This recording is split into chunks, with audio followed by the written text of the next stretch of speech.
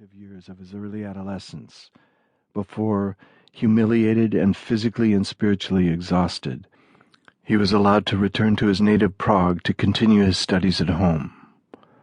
During these 5 trying years, he found his greatest solace and self-expression in the act of writing poetry.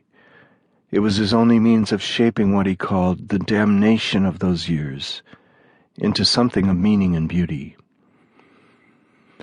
So when young Franz Capus wrote him from that same military academy a dozen years later, asking for advice on how to go about living the life of an artist, it touched a chord so deep in Rilke that he could not do otherwise than to write from the most honest place in his heart about the travails and loneliness of the artist's life in a difficult and unsympathetic world.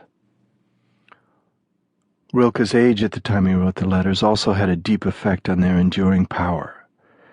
Because of their depth of sentiment and sense of wise detachment, readers often assume that they are the work of an older man looking back on the struggles of his youth.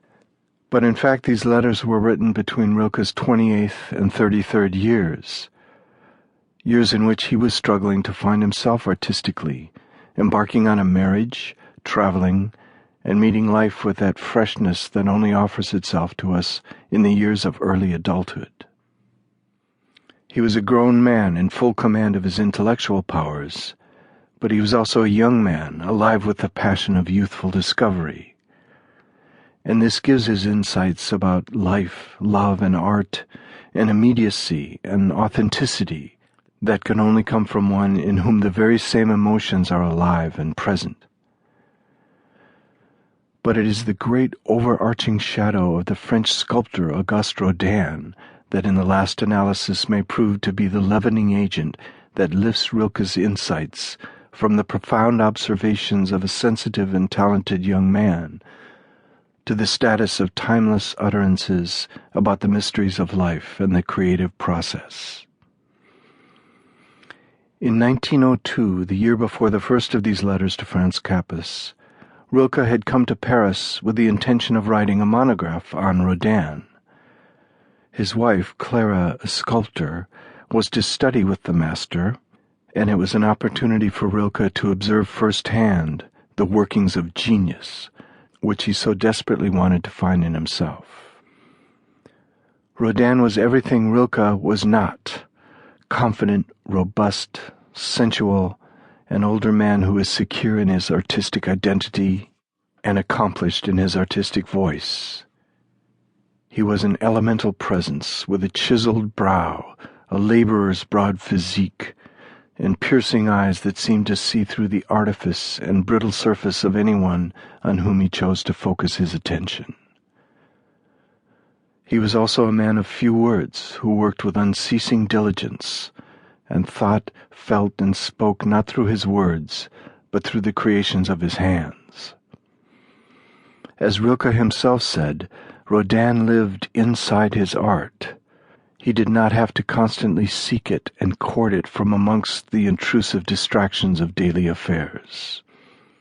Contrasted to this was Rilke, the fragile, often sickly young man of delicate sensibilities and uncertain artistic direction, who suffered long periods of artistic aridity and terrifying self-doubt. Slim, slight, easily led astray from his artistic tasks, he lived in constant fear of days when all inspiration failed him, and he was left with nothing but, quote, dead words, corpse heavy. How could he not stand in the presence of Rodin without seeing before him the embodiment of all he dared to be as an artist, as well as a mirror of all his own artistic deficiencies and insecurities? And in fact, this is exactly what happened. In the person of Rodin, Rilke found the model for the artistic authority he wished to possess. And in the letters to young Franz Capus, he appropriates this air of authority, which he wears like a mantle over the doubts and insecurities that the letters themselves address.